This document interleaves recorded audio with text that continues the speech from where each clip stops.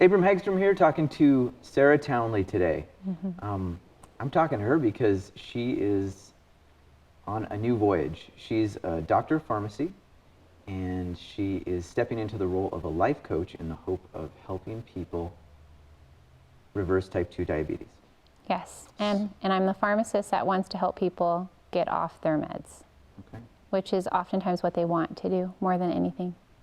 And you have a website now, and you were just telling me that over the course of the last week, people are contacting you and asking for help in doing just this, getting off their meds. They actually say, I need help.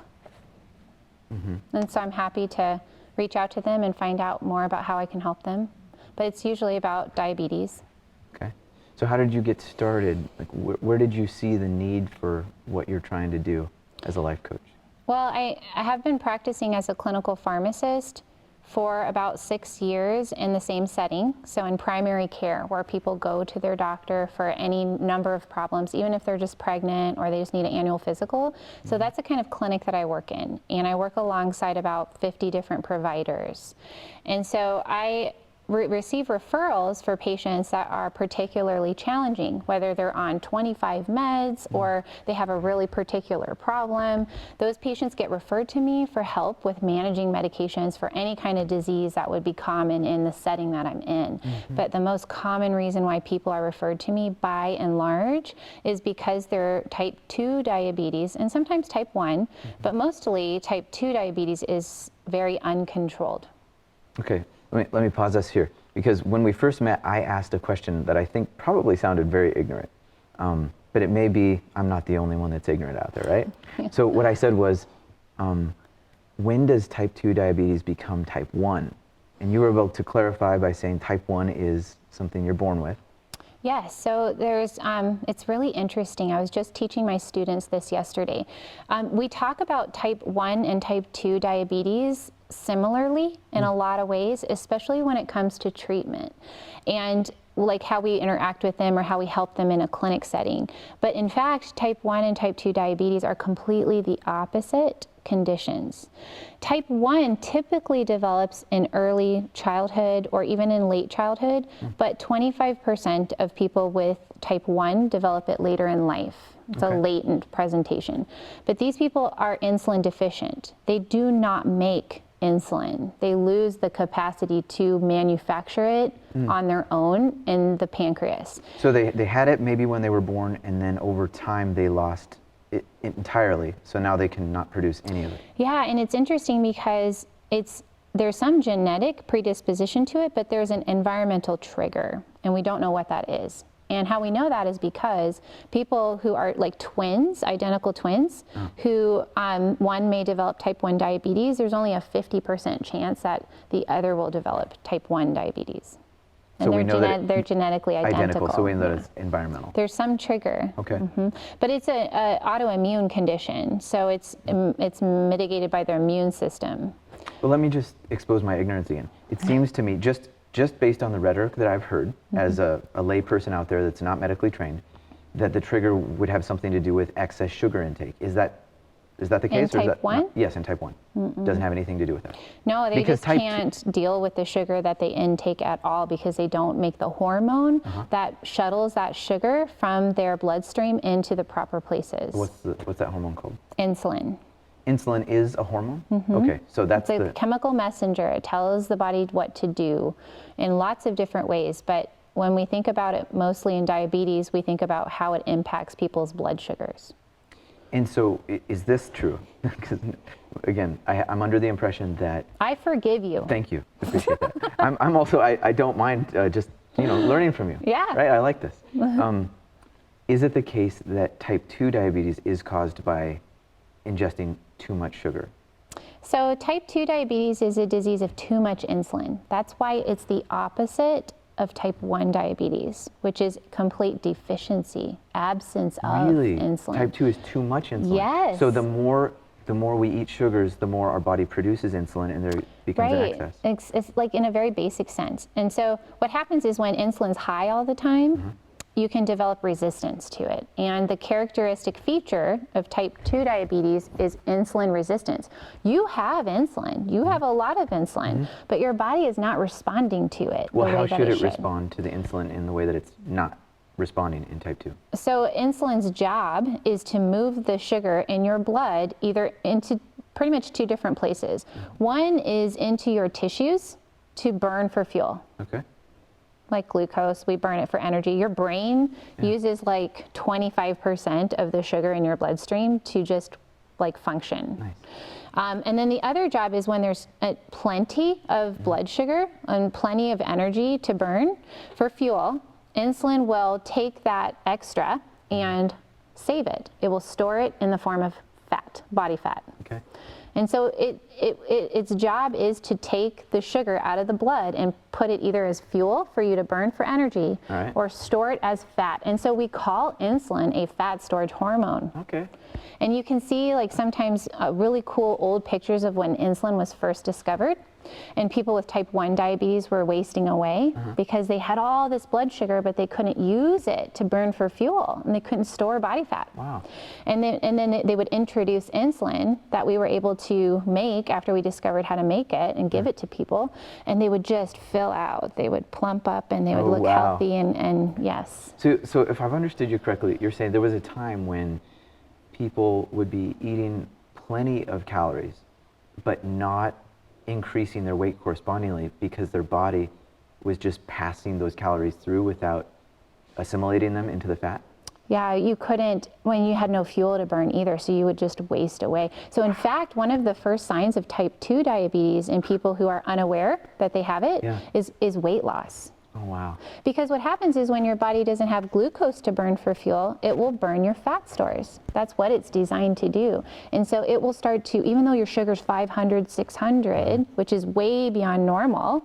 Wait, 500, 600 what? I don't know the measurement. I want to say milligrams per deciliter, but it's normally in the double digits. So like between 80 and 100 is typically where most people roll, their normal blood sugar is. But people whose blood sugars are like 500 and 600 and they don't know that they have diabetes, like they're just beginning to experience the symptoms, one of the first signs is unexplained weight loss because their body has no ability to take that sugar into the cell and burn for fuel. And so in lieu of that, it will go to the fat stores and burn fat for fuel. And so you see all this lipolysis, you see all this fat loss. When I first heard your presentation, you said that, and now I'm not sure if I remember correctly, but is it like 50% of people have type 2 diabetes? So at this point in time, 2015, I think was the last time they did the studies, half of adult Americans have either pre-diabetes or diabetes, type 2 diabetes. Pre-diabetes. And pre-diabetes, like 90% of people with pre-diabetes are unaware that they have the condition. So I'm guessing that pre-diabetes doesn't include the weight loss. Well, pre-diabetes is just the beginning stages of insulin resistance, where their insulin levels are really high and they're starting to not respond to it. And so their body has to make more insulin to overcome the resistance. Wow. And eventually what happens is you have high insulin, you become resistant to it. So your body has to make more insulin to overcome the resistance. But then you become more resistant to it because you have more insulin. And so you have to make more insulin to overcome the resistance. And eventually your blood sugars are really high and you get diagnosed. You start having symptoms and you get diagnosed. So how long could the average person have pre-diabetes before they become aware of it? Great question. It's typically around 10 years that process develops. But I have met some people whose onset of type 2 diabetes is directly correlated to like drinking 6 Mountain Dews a day all of a sudden. And there are people that can drink 6 Mountain Dews a day their whole life and never get diabetes, right? That's true, yeah. It's just, I mean, there's such a variation possibly, biologically. like there's obviously genetic predisposition. Yeah. But it's just like being predisposed to becoming an alcoholic, for example. Like, how would you ever know, though, if you never drank alcohol? Well, so I've been thinking about you over the course of the last week or two, every time I have a pastry or like sugar and stuff, because I'm wondering. How often is that? I'm just curious. A lot. Like yesterday, I was at Krispy Kreme with my kids, and I had this donut. It was like That's way too sweet. It wasn't just one of those simple glazed ones. Oh, okay. It was like Had some loaded up stuff, with sugar, and it was filled with some apple, stuff. Yes. And I was like, is this moving me toward becoming diabetic? I don't know. Can you speak to that? Sure. I really feel like people's question would be, is there a way for me to get a bead on how close I'm moving to becoming diabetic without going to the doctor? That's such a good question. And by the way, the last time I was at Krispy Kreme, 10 years ago? no, I have gone there, and of course I'm only going there with my children. And I remember seeing a couple that was purchasing some things to eat in the restaurant, where we were going to also enjoy our treats. But I remember they purchased a whole dozen of a whole box of donuts, and they had 2 big, large frappe coffee drinks, which are pretty much sugar. Yep. And I thought, oh, is this how people get high with food? Absolutely. Yeah, that's what I thought. I was like, people can get high with food. I remember writing that down because it's so true for a lot of people. They don't even realize that that's what they're doing. But but as far as the average person with no reason to go to the doctor, wondering if they could be pre-diabetic or have some problem with that, I think for type 2 diabetes, which is way the predominant type of diabetes in our country, over 90% of all diabetics have type 2 diabetes. One way that I think you would begin to notice are some early signs. So one that you may have heard of is called acanthus nigrans. No. Yeah. It's a discoloring patches of skin, especially on the back of your neck. Okay. And in folds of skin. People start to see their skin darken and the texture start to change. And so that would be a very clear sign that there might be some insulin resistance at play. You can imagine that a lot of women would be at a disadvantage for noticing that because their hair covers that. Yeah, but we know our bodies. Yeah. I know I have a mole in here. Okay. Well, I have very little awareness of what the back of my neck looks like on a week-to-week basis. Yeah, but you could feel it too. Oh, so there's a super... And it's very clear. It's not discreet. Right. You would notice it. Okay. It's sort of like having a psoriasis plaque or something. You would notice because it's so pronounced. Yeah. And then people might just obviously notice some weight gain because insulin's a fat storage hormone. So if you're provoking insulin release around the clock with your diet, you're going to be in a fed state, in a fat storage state more often than you are in a fasted state where insulin levels can fall low. And so if you're in a fed state, a fat storage state, often you're going to be storing fat and rarely ever accessing your fat for fuel. So you're probably going to be gaining weight slowly, oftentimes over time. And I think this is really important to point out because a lot of studies that have to do with treatment for obesity through lifestyle modification, they're very short. How long? 6 months, Okay. even shorter sometimes, rarely beyond a year, where people are studied in a controlled environment with a particular intervention that can result in weight loss, and that's measured and predictably. And obesity is not a disease that happens over 6 months or even a year. It's a disease where people slowly gain 2 to 5 pounds over many years and many decades even. Yeah. And so if you consider that, I'm asking my body to be in a fat storage mode most of the time because of how I'm choosing to eat. Which is that you're never letting it get hungry enough to burn that fat. Yeah, you're not ever letting your insulin levels fall low, and you're in that high insulin state where you're resistant to your insulin and you're always storing fat. You're probably gaining weight very slowly over time. Yeah. And you never see obesity studies, treatment studies that last 10 years or 20 years, very rare. Really? I haven't looked at the literature at all. No, it usually involves the calories in, calories out mentality, which is disproven. It doesn't work for very long, but it works for short periods of time. And we have believed that is how you lose weight, is by restricting your calories, and that's all about calorie deficit to lose weight. So I want to take some time comparing these two phenomena. Right? On the one hand, we have this unnamed addiction to food. Right? We're, like you said, getting high on food. And the need to constantly feed that addiction prevents us from getting into this insulin deficit, did you say, or insulin? Or like allowing your insulin levels to fall low so that you can reverse that process of resistance. Okay. When it's high all the time, that's when you get resistant to it. And I like to use this example because I think it makes sense to most people. And I use this example with all of my patients. Okay. It's sort of like substance use. Like if you were to like drink alcohol or use street drugs, like most of the time, if you do it very seldom, like you do it rarely, you can get the same effect from the same amount of exposure. But when you begin to expose your body to the substance frequently, over long periods of time, your body becomes tolerant to it. It starts to require more and more of that substance to gain the same effect. And this is what happens also with insulin. Insulin is meant to be released in short bursts, rise and fall. Most of our hormones are released this way. In response to some purpose or stimulus, your hormone level will rise and then it will fall. But because we are eating in a way in our society and our culture where we're constantly asking our insulin levels to be high, it allows it to be high for so long that our body becomes tolerant, becomes resistant to it. And that is what causes type 2 diabetes. Too much insulin and then insulin resistance. So does what you're doing as your website is called A Future by Design. A Future by Design. So you're helping people design a new future for themselves through life coaching. On purpose. Yeah. I love to be able to offer somebody the ability to choose their future on purpose instead of living their life on default. Yeah.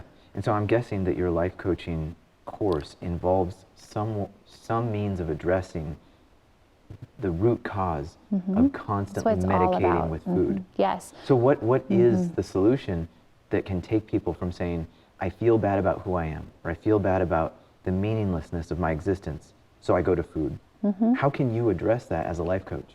So that is just one way that people check out and disconnect from their emotional life is with eating. And so the tools that I use are similar tools that you would use to stop over drinking or stop overspending or anything that you're doing that's available to you at any point in the day to just check out or disconnect from your negative emotion. Like we are taught that we're supposed to be happy all the time. Yeah. Like even from like when we're little kids, that's supposed to be the goal. And half of our human experience is negative emotion. And we are taught that there's a problem, that's something to fix. And one way that we can... Or to deny. And so one way that we can fix that or not acknowledge it is to use things outside of us to create temporary false pleasure. And we have so many options to do this in a very concentrated way. So like, flour and sugar, those are concentrated foods. They produce a concentrated reward. Pornography is concentrated sex. Like we get a concentrated reward. And like overspending, like if you can think of how much dopamine release you get when you buy something that you think is going to make you feel good, right? Sometimes I will even notice I put things in my shopping cart just because it feels good, but I don't actually buy it. I don't think I've ever done. I have the other problem. Like it's like, oh, I really want this. I think it's going to make me feel good, and I put it in my shopping cart, and then I'm like, I guess I got my fix. Yeah. Like I don't really need to buy it. It's like a way of having your cake and eating it too, right? Yeah. Or like having your cake without having to pay for it.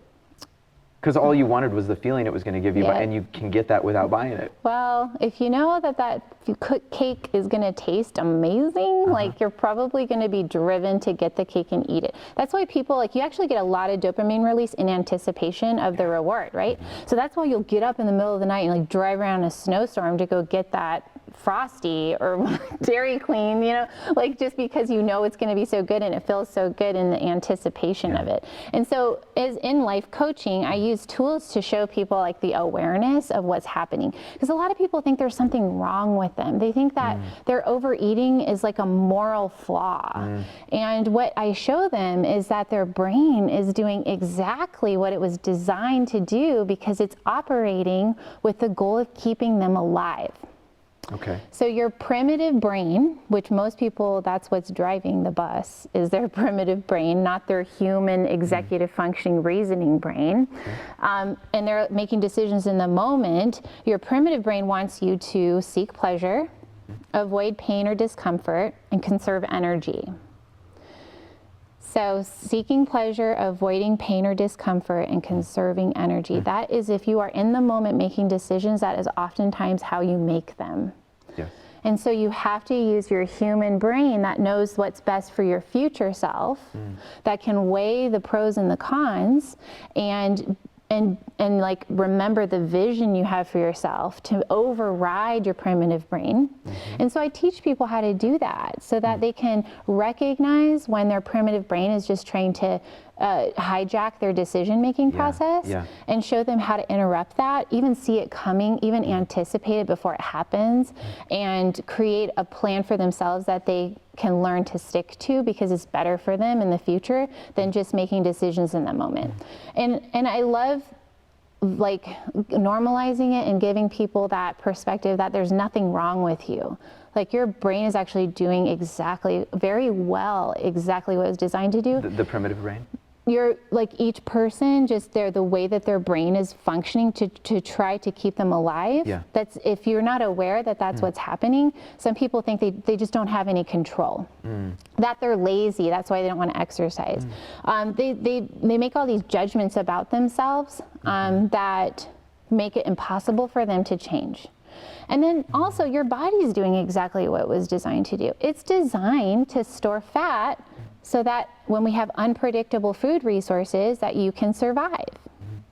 And so you have these two, like when you see that your body and your brain are just doing what they're designed to do and they're doing it really well, you can step back and sort of appreciate like, oh, everything is working perfectly. And now that I understand it, I can start to overcome it by strategizing, planning, and stop judging myself so harshly. Yeah. And maybe learning a new way to value your future self.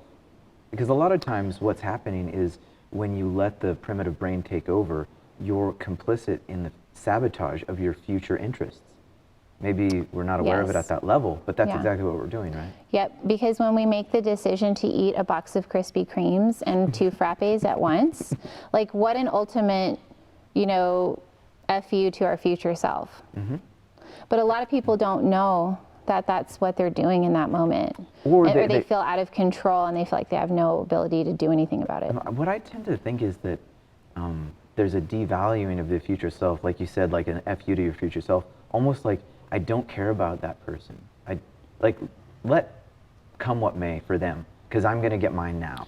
Yeah, like let them deal with the debt, let them deal with the overweight, let them deal with... So I go back to a sense of like purpose and meaning, because part of valuing your future self is thinking, I'm here for a reason, I am valuable, I matter. Yeah. Because the opposite of that is I don't matter. Right. And if I don't matter, then I can destroy something because it doesn't matter. Yeah. I think too, like, I want to say that most people don't think about their future selves. Like it doesn't even enter their consciousness that there is a version of me in 10 years that I can impact today with my decisions today. Do you, I've been wanting to ask you this, do you think there are elements of our daily lived experience that are keeping us immature almost on purpose because someone benefits from our continuing to be motivated by our primitive brain? The biggest way that resonates with me is how much contradicting misinformation that there is around weight loss and taking care of yourself, because we're victims of marketing. So there's always somebody out there who wants to sell us something. And a great example of this is like the fitness industry. And like the fitness industry wants you to buy Shakeology because you need to fuel your workouts. And it's like, actually, can you think about like in 500 years ago when we had to build our house with our bare hands, like we weren't fueling our workout with Shakeology. Like it's possible to not eat after you work out and it'd be totally fine. And so then people believe that. And then they believe that they need to do all this aerobic exercise all the time so that they have the calorie deficit. And they can go and eat 6 Snicker bars as long as they run 60 miles this week, it'll be fine. Like, and we're sold all these ideas that undermine our ability to affect lasting change in the direction we want to go. And so many people, I mean, Fat being demonized is the worst nutritional source that we can consume. It has been possibly responsible. That one thing alone has been possibly responsible for the biggest public health crisis that we have, which is obesity and all related diseases, diabetes, all those related diseases. Because when people believed that fat was going to kill them, that it was going to cause heart disease and kill them, and that was bad for your health, we shouldn't eat eggs, we shouldn't eat bacon, they started putting all kinds of things in our food and going to food that actually caused us to become obese. Or extracting those elements from the food. Yeah, or just putting sugar into everything, because if you take the fat out of food, it makes it taste not so good. So then in order to make up for that fat missing, they have to put sugar in there to make it taste good. And guess what? Sugar tastes really good. Yeah. And so people are believing that if they eat these rice cakes, that they can eat 2 sleeves of rice cakes because they didn't eat 3 slices of bacon at breakfast this morning, and that they can do this all day long and it will be fine because we were marketed and told by the American Heart Association, oh yes, look at some of the packaging that you will buy on oatmeal and rice cakes. It has a little healthy heart check from the AHA that says this is good for your heart. Yeah. And it's one of the most damaging things that we've done to our public population, because people think they've been taught, and and even their doctors have been taught and are teaching them that this is a better, healthier way to eat.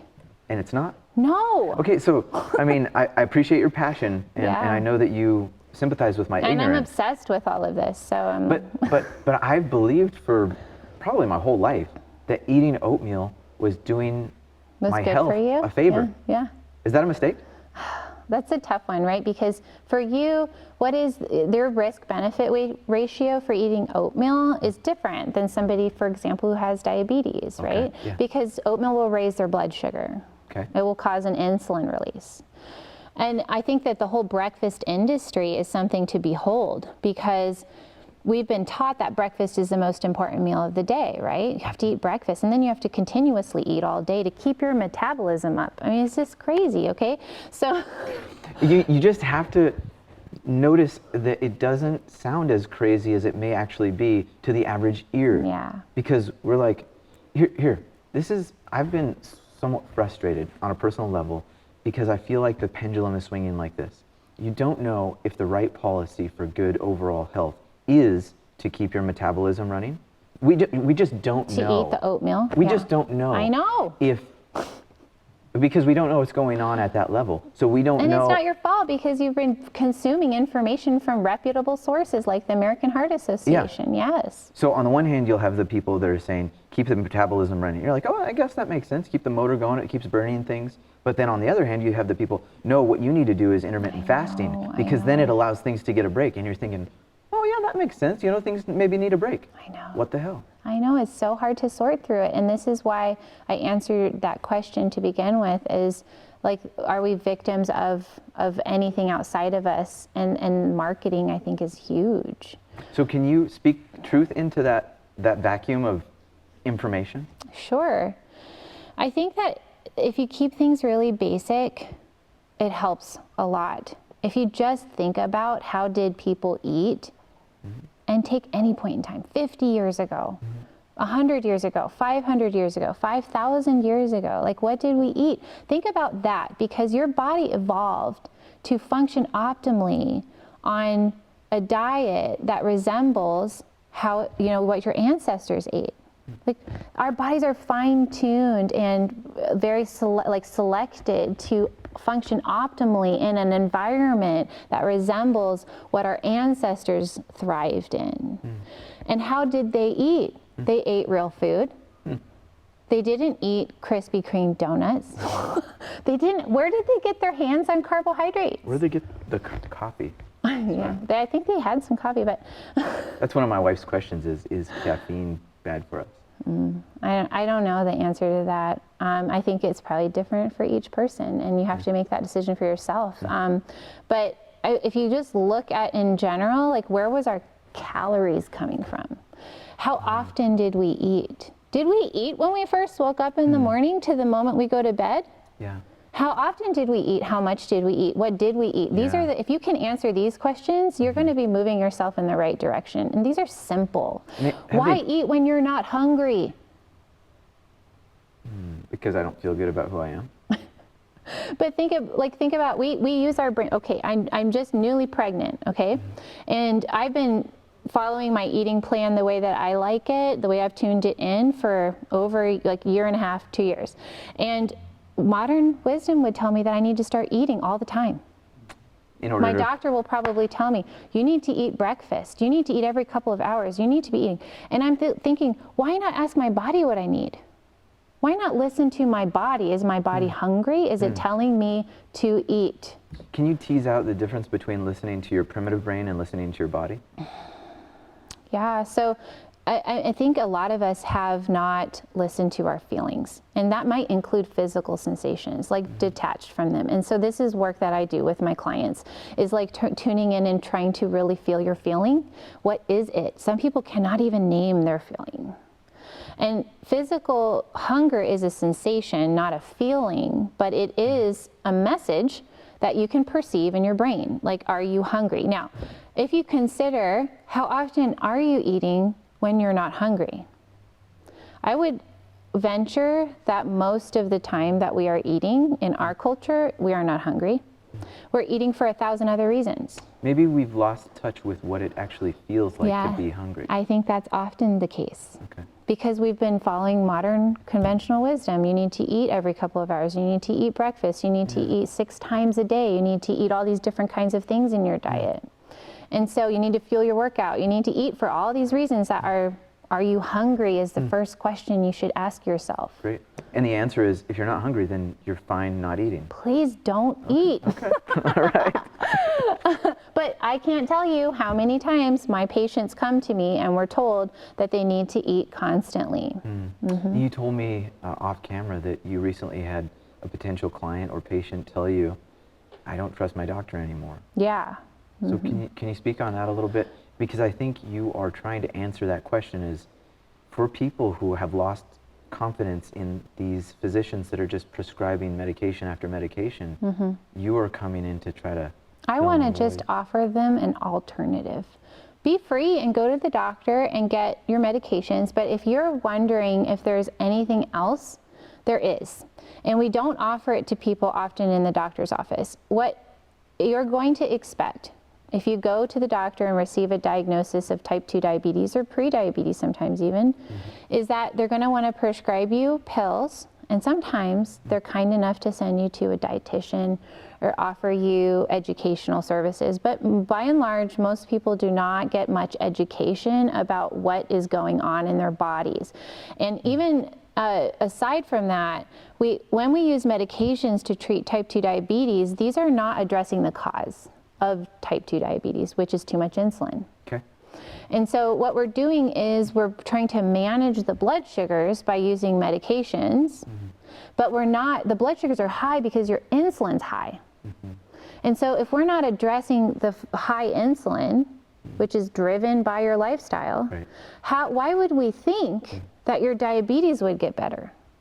It seems to me if I were in drug manufacturing, I would try to develop something that would reduce the insulin. I've thought of that.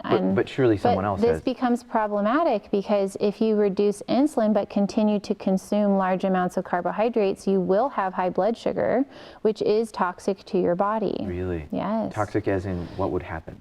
People who have high blood sugars for prolonged periods of time, in short order, they will start to notice a lot of physical signs of diabetes, like having to go to the bathroom all the time and pee, and very hungry and blurred vision, and so they notice that things are not well, and they feel bad, like they feel very drained, no energy. But if left unchecked over long periods of time, these people will have all kinds of complications from their diabetes, because hyperglycemia, high blood sugar, is toxic to your body. It will destroy your microvascular structures. These are things like tiny blood vessels.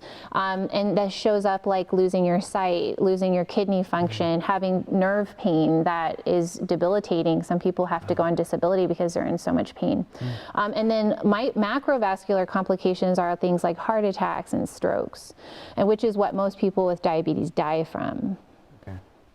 And so it is true that we cannot ignore high blood sugar, like we should address that, but and we may want to address it quickly with powerful medications that will bring them down.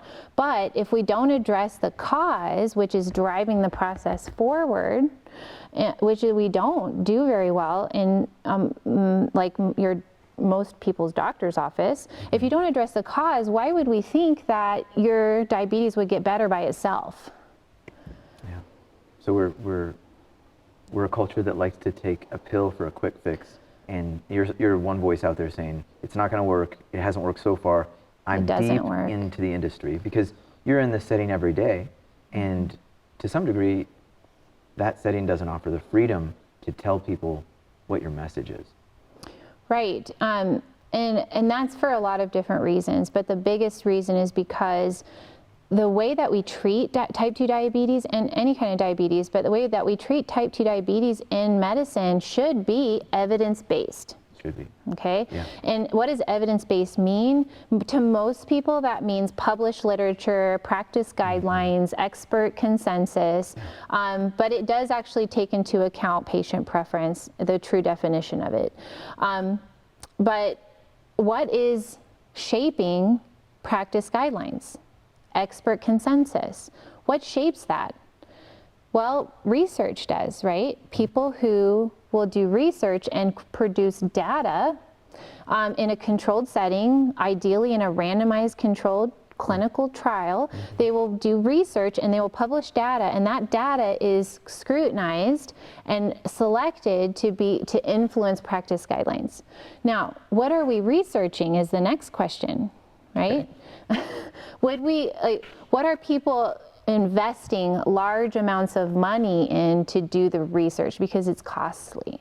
I don't remember for like a drug to come to market how many billions of dollars are spent, but it's a huge investment, and these are the people who are mostly doing the research, are people who want to sell something, bring something to market, whether it be a drug or whether it be like a procedure, some kind of intervention. And so the preponderance of research and data that's out there are on interventions that can be sold. So they have a vested interest in the outcome turning out a certain way, the outcome of the research. And I mean, I do believe that a lot of the therapies that we have researched and brought to market are powerful things that do help people in lots of different ways. So what are people not researching? If you look to our national guidelines, the standards of care in the treatment of diabetes, which are published by the ADA every January, which is the American Diabetes Association, this is a giant document, and it covers all things diabetes. All things diabetes, right? It's like a 200-page document. Well, there's only 5 pages in that document that address lifestyle modification, dietary, nutritional intervention for the treatment of type 2 diabetes. And if you look at what they're offering, it's very unclear. There's not a lot of direction about what kinds of diets. They give a long list of things that you can try, and that they might like cite some literature on this or that study that was done on diet, but there's not a lot of guidance, not a lot of direction given on how to tell your patient to manage their diet, which is the cause of type 2 diabetes. And so it's no wonder that we're not able to give our patients in a primary care setting very specific, useful, applicable information on how to address the cause of their disease. It's hard to monetize lifestyle. And so why is there not a lot of research on it? Well, it's difficult. There's 2 reasons. One is it's difficult to control people's diet. Because they just choose what they want to eat at any time of the day. It's hard to monitor adherence to the diet. It would be difficult to make sure that they were following certain guidelines like 60 grams of carbs per meal and 15 grams of carbs per snack. So a lot of it would probably be self-reported, and this is always a bias. Like, we're not sure. I mean, you can't do a study on a drug if the patient wasn't taking it, predictably or measurably in a way that you could account for non-adherence. And this is more difficult when it comes to people's diet. The second reason is it's expensive to do research, right? It's expensive to administer an intervention and measure and gather the data and publish it.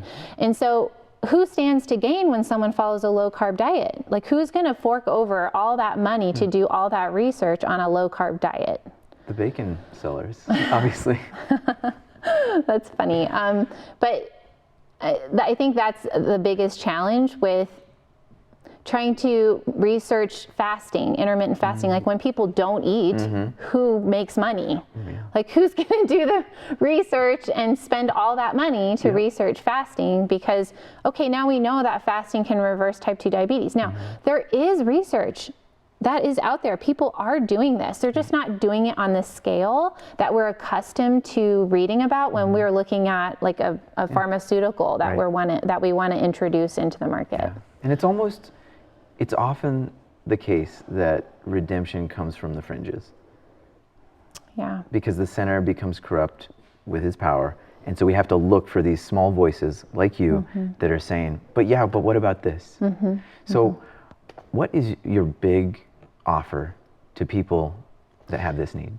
My mission is to empower the individual who is struggling with their type 2 diabetes and does not want to continue to take medications and get sicker for the rest of their life. My mission is to empower them by teaching them the tools that are effective at reversing their disease by addressing the cause. And when you address the cause, you remove the need to use medications to control the high blood sugars. So beautiful. So how can people find you? Well, I have two different ways that people find me. One is through my website, afuturebydesign.com.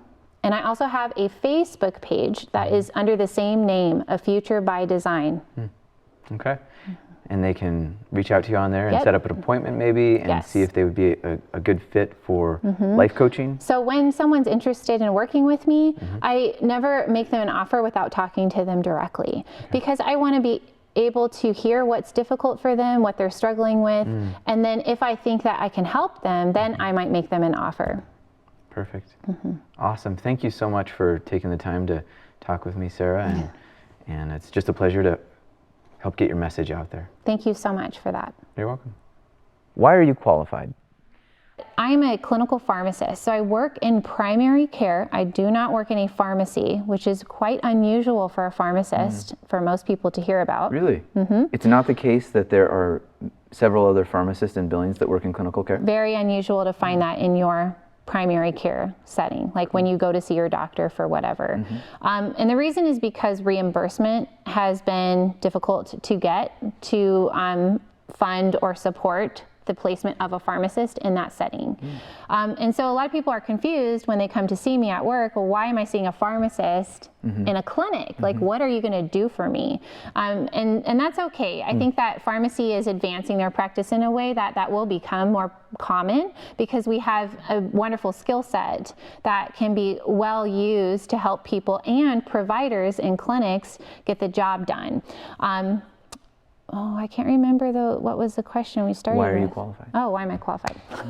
But I think you gave a great answer. Okay, so the thing that I really like to mention, though, about being a pharmacist in primary care is that I get the most difficult cases when it comes to medication management. And one of the reasons people come see me that's really common is that their diabetes is uncontrolled. So I've become very skilled at using medications to control type 2 diabetes over all these years. And I'm almost a resident expert in my facility of 50 different prescribers, because I deal so much in it, and I'm very good at getting people's blood sugars controlled with medications. So that's my first qualification.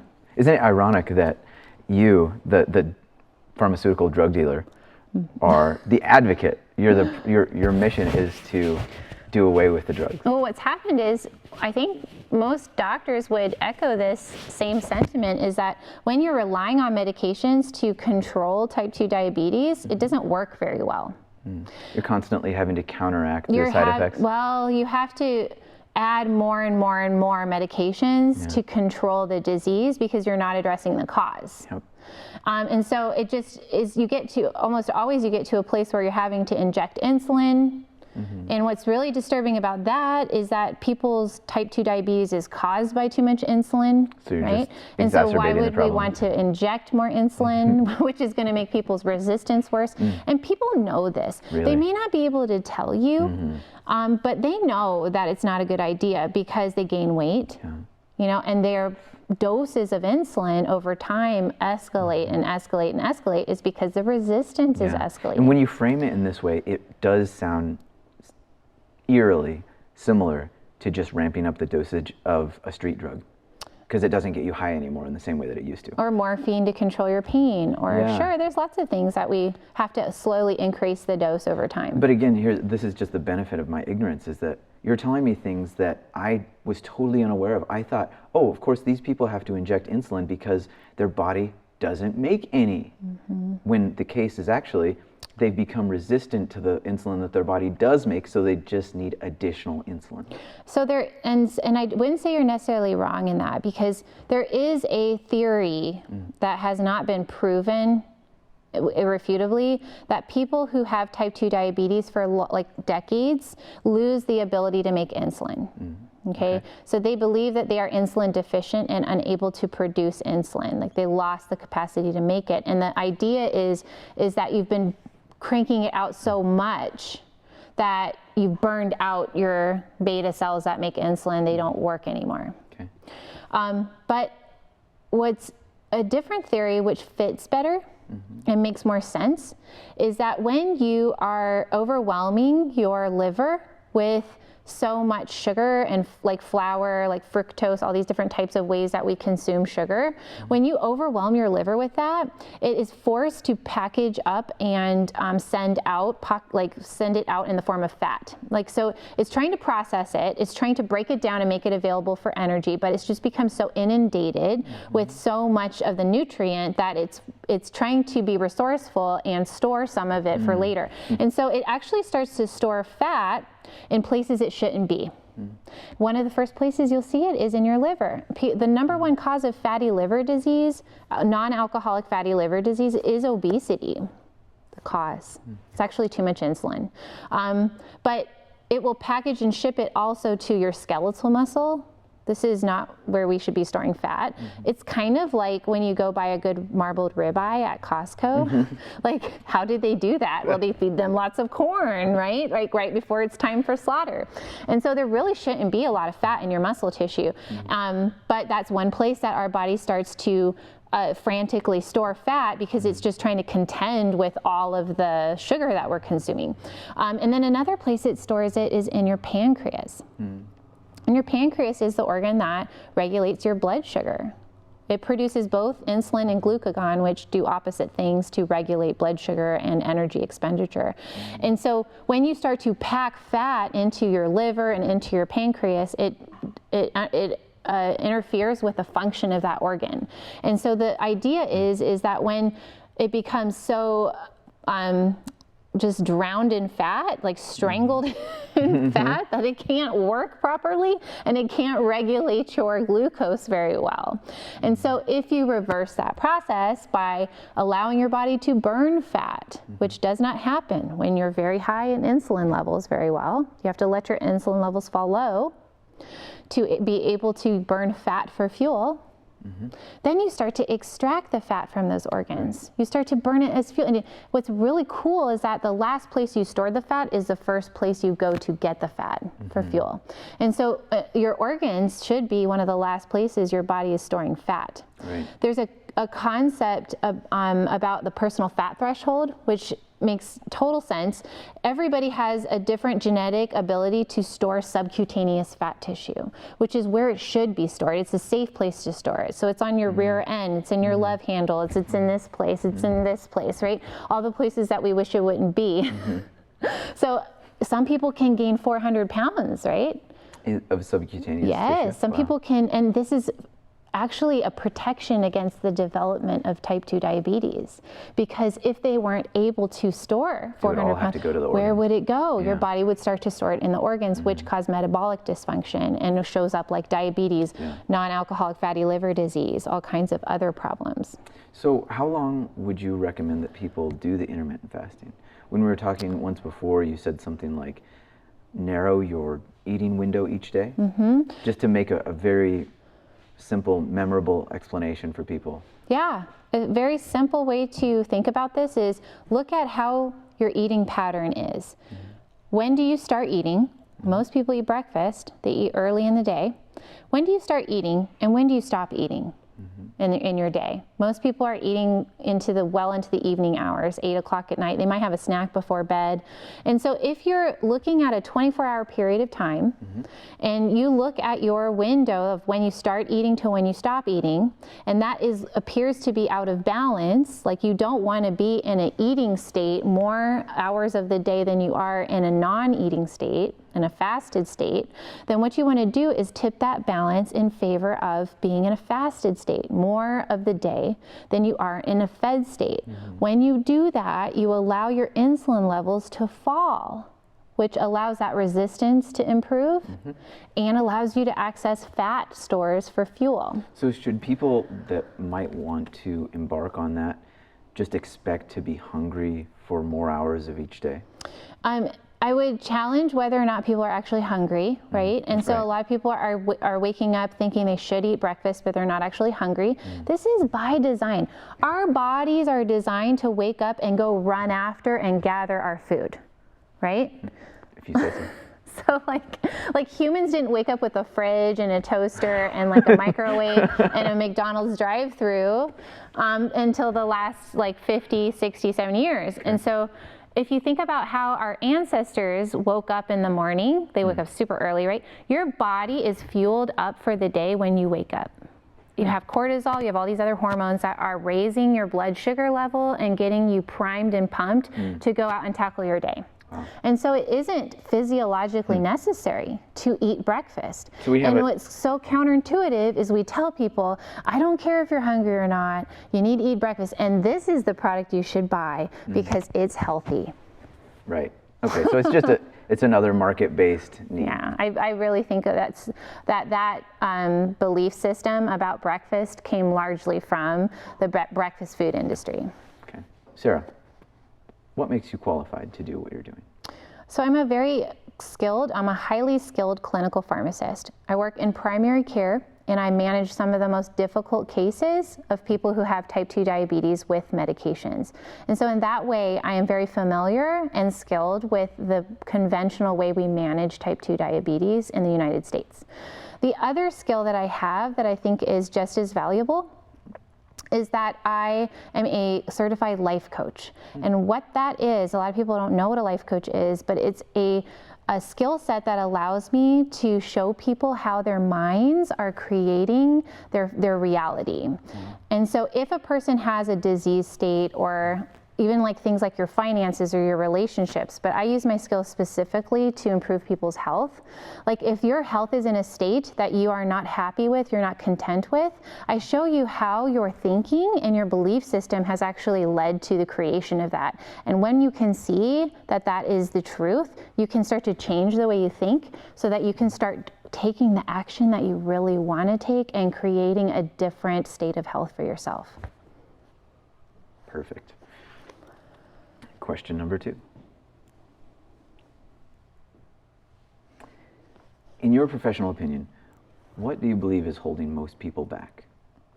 I think lack of hope and lack of knowing it's possible. I think that's the first thing. One of the first tools I created, I think was a little bit too conceptual for people to apply, but it was understanding what your beliefs are about what's possible for you in your diabetes. Most people have never been told that type 2 diabetes can be reversed. When they go to the doctor's office, which is where they are the most trusting, right? They're seeking the guidance that they respect and that they trust.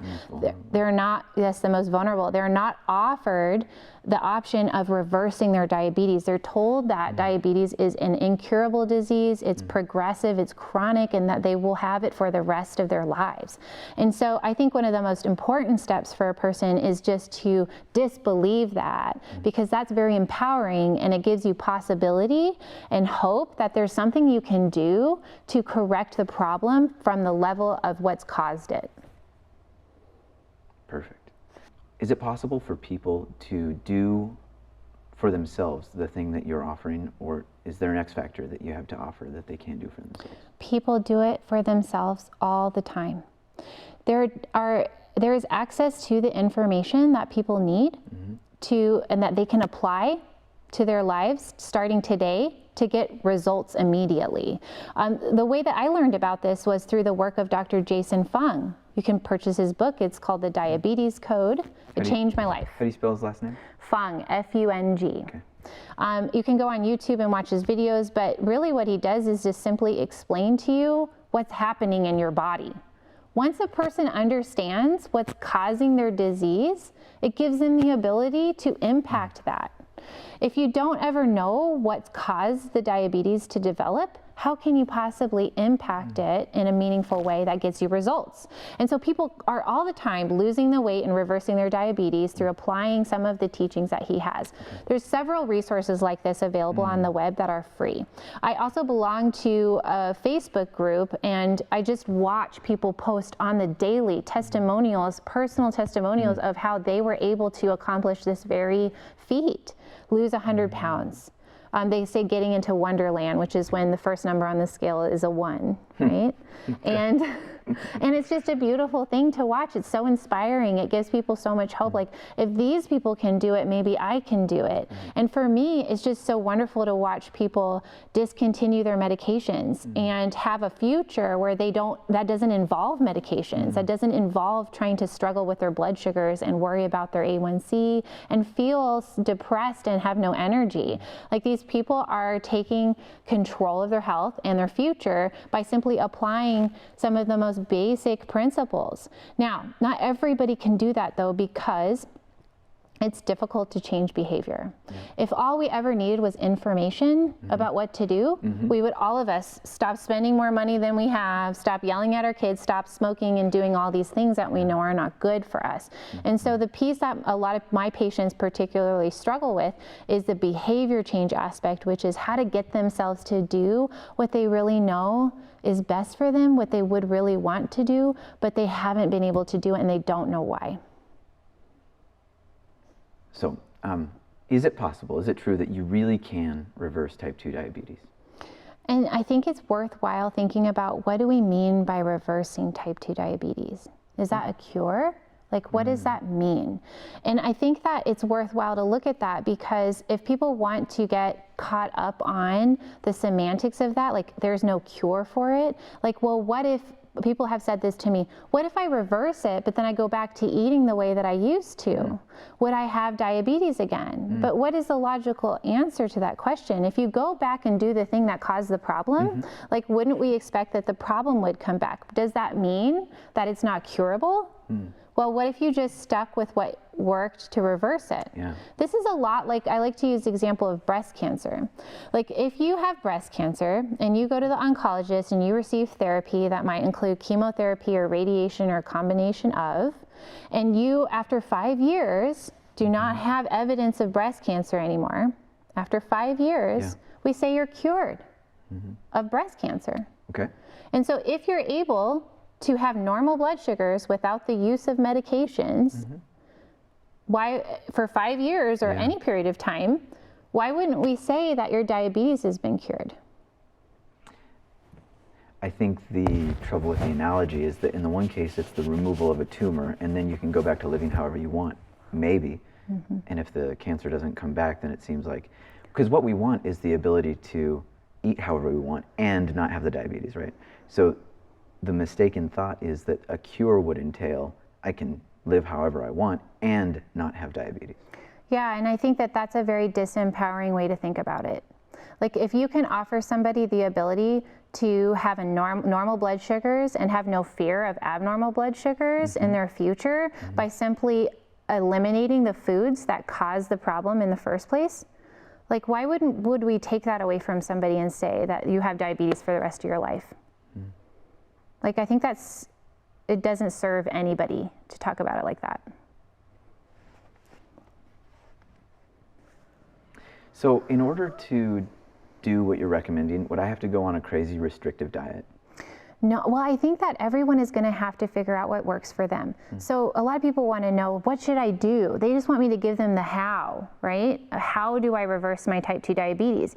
And the answer to that is that there's no one size fits all solution for every single person. What you might be able to accomplish with eliminating just sugar and flour from your diet, other people may not. And so really what I help people do in the part of the how to get it done is testing and figuring out. It's like doing a scientific experiment, testing and figuring out what results do you get when you change this in your diet. And I never tell people what to do.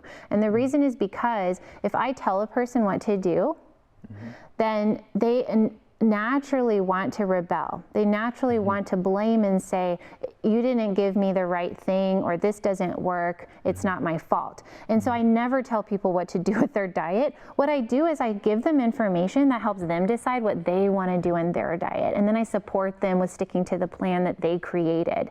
And I give them information that will likely result in them seeing their blood sugars normalize and reduce need for medications.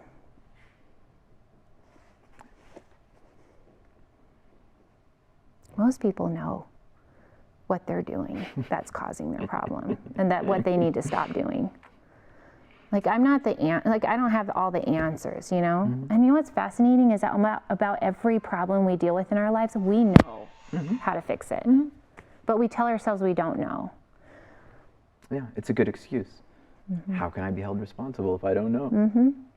And what's sad is when you tell yourself you don't know, you stop all wisdom and creativity. You block your access to your own wisdom and your own knowledge and your own experience. And so I tell people, you're not allowed to say you don't know. What if you did know? And now you're What just would you denying it. say? I ask people the same question, but I phrase it like this, which may sound patronizing, but sometimes it's so sneaky that people don't notice. I say, well, what if you thought about it? And they'll do this. And they'll actually sit there and think about it. Yeah, if you challenge your brain loves to go to work to answer a question. Maybe that's why it works when I say, what have you thought about? It's so good. Like you can do this to yourself. Like if you've got a big thing that's coming up that you feel like is so overwhelming, it's like a mountain to climb, you know? Like if you just take your brain and consult with it, bring it into a place where it's quiet and just ask it, commune with it and say, what if I knew the answer to this? What would be the first step? And just let it come to you with the answers. It will produce the answer. It's like psychologically healthy to talk to yourself. And yes, and in fact, I heard the coolest thing. Some athlete said, you've got to talk to yourself more than you listen to yourself.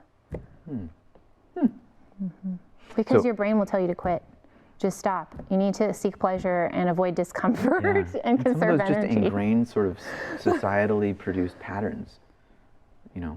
But it's kept us alive for all these years to function like that. The brain. So we should trust it more than we do. It doesn't serve us in our modern environment. It's killing us in our modern environment. But that's a new environment. It's an environment designed to exploit the weaknesses of that strength, of that organ. Yeah, so like seeking pleasure, avoiding pain, like look at how we do that, right? We found innumerable, like such creative, wonderful ways to be comfortable and enjoy ourselves and conserve energy. Like we have all these cool things that conserve energy. But now we've gotten to a place where it's become detrimental to us. We're finding that we have to overcome our evolution to survive now. Yeah. It's just the fact that there are risks associated with decreasing risk. Yeah. So you become as comfortable as possible and you realize that's not all I really need or want. I want to be uncomfortable. I want to be scared. I want to be in peril. Right. I want to be challenged. Yes. Yeah. But it goes against your natural drive, you know, to exercise. Like if there's no reason for you to get up and physically exercise, you have to use your conscious, like your reasoning, human executive functioning brain to remember why it's important for you to exercise, because there's a reason why that resonates with you that's going to get you off the couch and out there running a half marathon or whatever. In other words, if you don't have the imperative of gathering food because it's delivered to you, you can freaking Uber Eats, like you can from your phone. You don't have to move. Some people become physically attached to their chairs because they don't need to get up. There's no reason for them to move their body. Next question. Why do you think diabetes is increasing? The best answer to that would be our food culture. Namely? And so that would be what we're eating, how often we're eating, and the reasons why we eat. And what's normal. So it's normal for us to gather over food. It has been forever, since probably the beginning of humankind. To gather around a meal. Yeah, right. But we do this now in all forms of celebration. We do it to show love.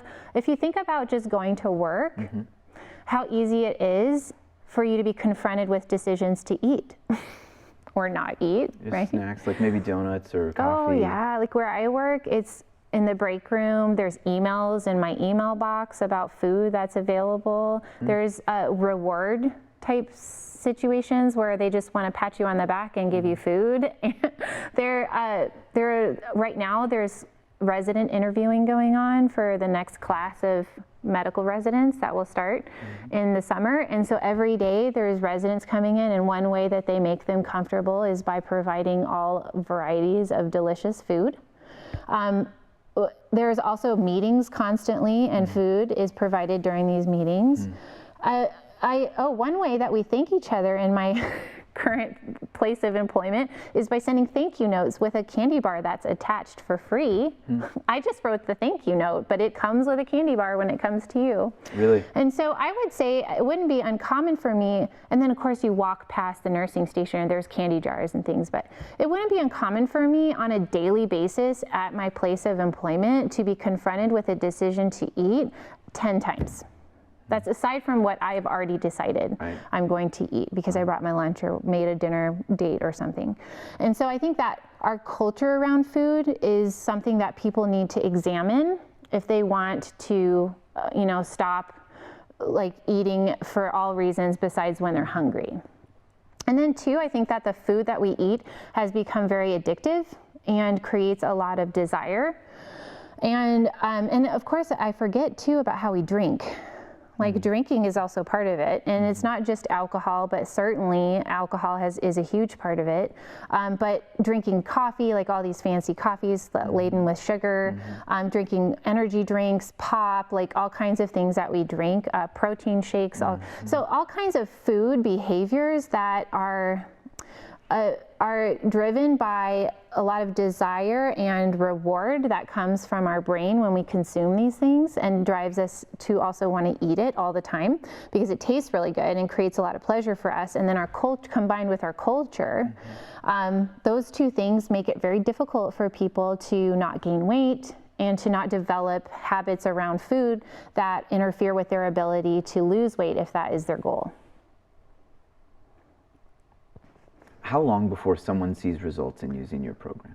So I get pretty excited about this question because it can be really rapid, and almost too rapid if people are a little enthusiastic when they get started. Most people are unaware of the foods that they're eating that are causing so much trouble. Like for example, we've been taught things like corn is a vegetable. Is it not? And so, no, it's a grain. Yeah, and it raises people's blood sugars. And it is not a good thing to incorporate every day into your diet if you're trying to reverse your diabetes. And so sometimes if you just tell people information like that, then they can start making those changes and seeing results. I mean, you can see results within a day if you've been doing some things that are raising your blood sugar on the daily, and you just eliminate those. You can see that show up in your blood sugar the next day. Now, I have watched people apply some of the techniques that I would teach you in my program and go from like 80 units of insulin a day, which is a pretty good dose, to no units of insulin in a day in just a couple of weeks to 3 or 4 weeks. I think people want instant results. Sure. You're gonna get some results that are pretty encouraging pretty quickly if you're dedicated and consistently applying some of the tools that I teach. But remember that it takes 10 plus years to develop type 2 diabetes. And so to have the expectation that within weeks you can reverse it is probably unreasonable.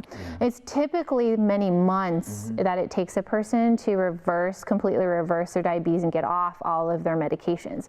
My program is 4 months, and for certain, somebody could see no need for medication in just that 4-month period of time.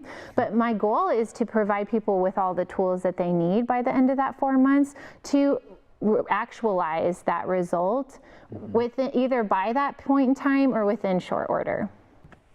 Cool. And it's your life we're talking about, so if it takes 4 months or a whole year. I mean, consider what would happen if we changed nothing. Exactly. And when you compare what would happen if you changed nothing to what you can achieve in just 4 months, they are worlds apart. Why should someone be concerned about reversing it rather than just learning to live with it? Well, everyone has the choice to decide for themselves what they want. And there is no one that can say what is the wrong or right choice for a person. What I would like to do is offer people a choice of reversing it. Most people aren't offered that choice at all. And when I do talk about this kind of a thing with patients in my clinic, they're always interested in it. They know that if they don't do something differently, they will continue to get the same result that they've been struggling with up to the point of meeting me, right? So the reason they're coming to me in the first place is because it's just not working, right? Things aren't getting any better. We're talking about adding medications or things that they're afraid of, like insulin. And so when you can at least offer a person the choice to reverse it, they usually want to hear more.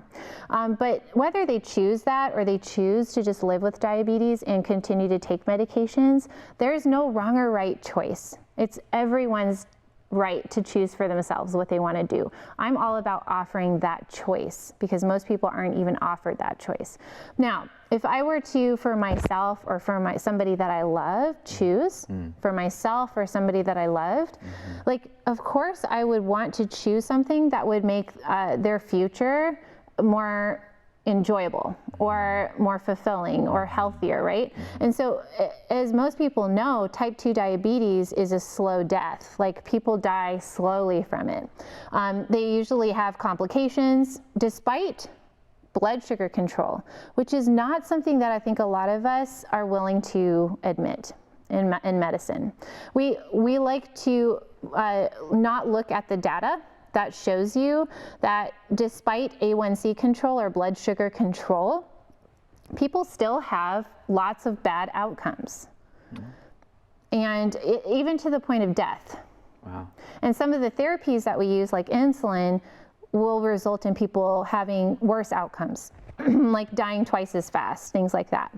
And this is oftentimes not explained to people when they're started on insulin, because I don't think medical providers are taught this, that the data is not put into our faces for us to assess and decide what to do with it. And so, what was I saying now? I forgot.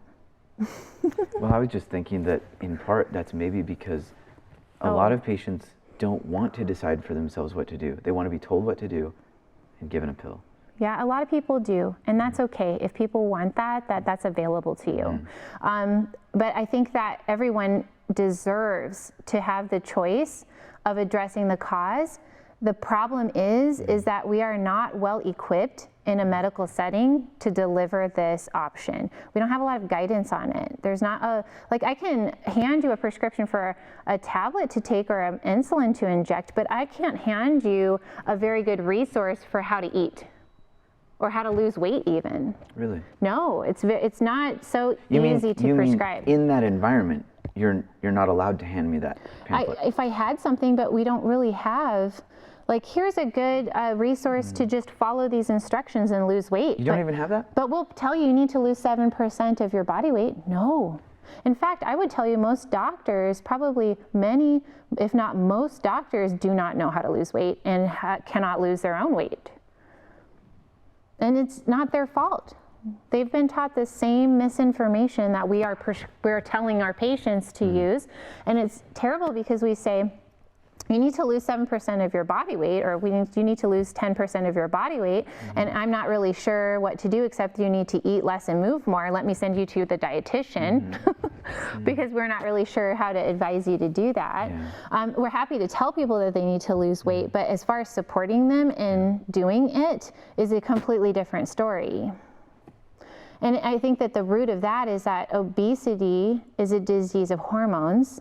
It's not a disease of excess calories, which most people, including doctors, have never heard. Well, you have a great wealth of knowledge, and I'm sure you have so much more to tell people. Yes, I want to help all the people. Yeah.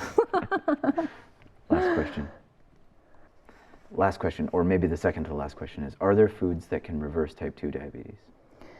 And I wonder if this question is meant to be like, is there a quick fix? If it's not a tablet, is it a food I can eat? Can I eat an avocado every day and that'll do it? Certainly, there are companies out there who would like to sell you the idea that you can just consume this or that and reverse your diabetes.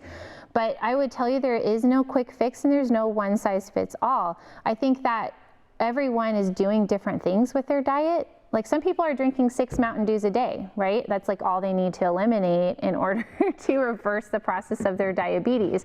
But some people have been very carefully eating in a way that they have been informed to eat, and it's not producing the result of reversing their diabetes. And so for those people, we would need to examine their diet a lot more carefully to find what are the problems, what are the culprits that are making it impossible for you to get the result that you want. And so that means, I mean, in a one-word answer, like the easiest way to get your blood sugars to normalize is to stop eating food that increases your insulin levels. Carbohydrates, refined carbohydrates for sure need to go. This is flour and sugar. If people who have type 2 diabetes are not seeing results and they're eating those on a daily basis, that is the very first thing that needs to go, is refined carbohydrates, so sugar and flour. Perfect. And so Doug has a quote here that I think he wants me to read and then solicit your thoughts. According to WebMD, it says through diet and weight loss, you may be able to reach and hold normal blood sugar levels without medication. This doesn't mean that you're cured, since type 2 diabetes is an ongoing disease. What are your thoughts? We touched on this a little bit with that first question of whether or not type 2 diabetes is reversible or curable. And so what they are saying is what the American Diabetes Association says, and other national organizations of other countries say that it's not curable. And so they're taking that word cure and assigning a definition to that. Like, what does that even mean? And so they're saying that type 2 diabetes is not a curable condition. And really what it just boils down to is, what do you define as a cure? It's there's no medication-based cure, I think, is what's being implied there. I mean, why would we think medication could cure it when the cause is the lifestyle? Because we want to have our cake and eat it too. We want to be able to live the lifestyle and not suffer the consequences of that lifestyle. Yes. But we want something that can never be. That's true. And I think people who are frustrated and have been hoping to discover a way to achieve having their cake and eat it too, eventually are faced with the reality that it's not possible to do that. And the people that come to me are usually people who recognize that there isn't going to be a quick fix. There's not going to be a solution that they can just buy, and that they're going to have to do the work. And so that is what I'm offering them, are the tools, both mental and physical tools, to correct the disease process at the level of the cause. Love it. So Sarah, if people are compelled by this message and they want to find you, tell them how they can do that. The best place to find me is going to be on my website, and that's www.afuturebydesign.com, just like it sounds. And I love to hear from people, even if they just have questions and are looking for resources. I'm happy to answer questions. Not everybody that contacts me through my website is looking to work with me, but I still want to hear from you if that's the case. I'm also on Facebook. I have a Facebook page, and it's the same name, A Future by Design. Great. Well, my name is Abram Hegstrom. I've been speaking with Dr. Sarah Townley, about reversing type 2 diabetes. Thanks for joining us, and have a great day.